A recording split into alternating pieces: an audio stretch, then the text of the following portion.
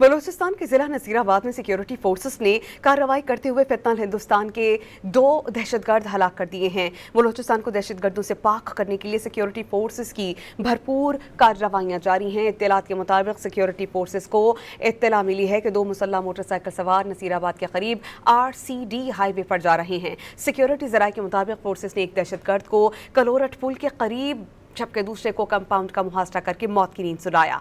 हलाक दहशतगर्दों के कब्जे से SMG राइफल्स, 75 किलोग्राम वजनी धमाका किस्मवाद, 2 मोबाइल फोन्स और मोटरसाइकिल कब्जे में ले ली गई। सिक्योरिटी फोर्सेज और बलूचिस्तान के अवाम सूबे से फितनल हिंदुस्तान के दहशतगर्दों के मुकम्मल खात्मे के लिए पुरअज़्म हैं।